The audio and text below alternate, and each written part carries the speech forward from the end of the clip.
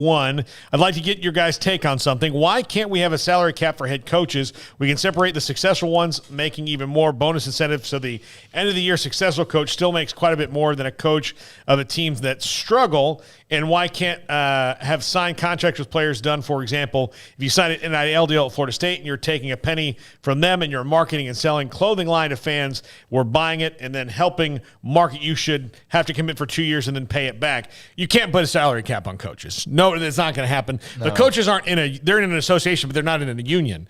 They're not collectively bargained. So you can't put a salary cap on them because they'd have to agree to it.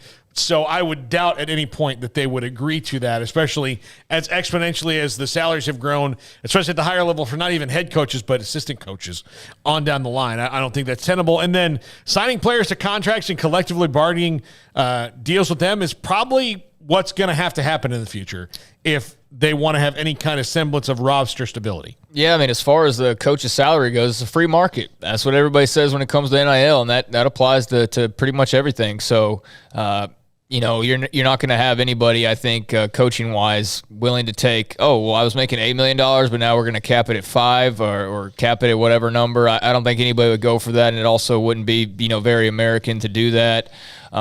So, no, that's not going to happen. But that was another way that the NCAA, and it's not really their fault what Clemson wants to pay Dabo Swinney or Alabama wants to pay Nick Saban, but just college athletics, college football as a whole, that was another bit of an error on their part. While you're putting the $10,000 TVs in lockers and doing all this other stuff, and you got Dabo talking about, NIL this or paying players, and meanwhile he's making gobs and gobs of money. It's just like, wait a second. Why exactly are you so anti this? I mean, you're doing just fine, and that didn't really line up all that well. I don't think that message was sent very clearly, way back when he kind of got into a dust-up over that. But, yeah, the coach's salaries becoming so exorbitant definitely threw more gasoline on the fire of NIL and players getting paid because it was hard to justify. Now, I will say, too, though, when people talk about, well, the coaches get to move around. I've already made the argument, with a penalty. They have to pay a buyout. They or the team that they're going to, like Matt Rule with the Carolina Panthers, the Panthers sent a multi-million-dollar check to Baylor to, hire Matt Rule. If Gary Bohannon were just to up and leave and go join Tennessee or something, I know he's a USF, but just stay with me. Nothing happens. You just don't have a quarterback now, and you don't get it. You don't get anything in return. You don't get anything but an extra scholarship that he used to hold and that you were hoping that he was going to hold. And that's not like an extra draft pick in the NFL where you get compensatory. No, and then depending on when it happens, there might not even be a quality quarterback remaining in the cycle who's worth a scholarship. So, that's a major difference that everybody just skips over to make the argument about, well, coaches get to do whatever they want to do. But, but there is some safety net there. There's nothing for players when they leave. So, that's a little bit of the give and the take, I suppose, but that's where I have a little bit of an issue with that. And also here's the other kind of, I guess, little disagreement I'll have with those who just pile on the whole coaches make all this money thing.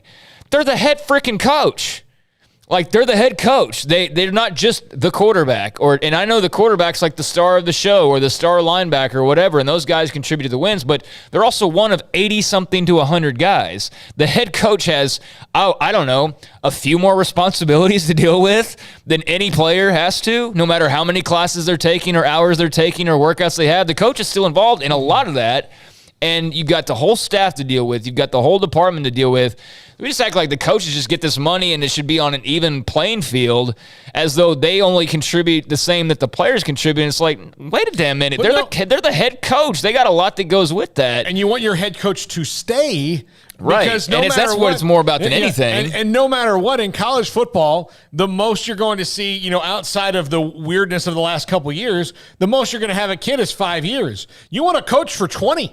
Right. That's what you want. So that's why you're paying him more. And if you could pay any star player, to stay around and be your college quarterback for 20 years, you would do it. You would do it, but you can't. There's a time limit. But with your coach, if he's good, you want to keep him on board. And if that means you have to outbid so-and-so and so-and-so, and all of a sudden the salary's next thing you know, $8 million, well, that's what it is. And now there is that going on with players and NIL. But, every time I hear this thing about coaches' salaries, I mean, that's part of the bidding process, and it's also the position. Let's not compare a player on a team to the head coach of said program. There's a little bit of a difference there, but they can both make millions, and now many of them are, and that's great. Yeah.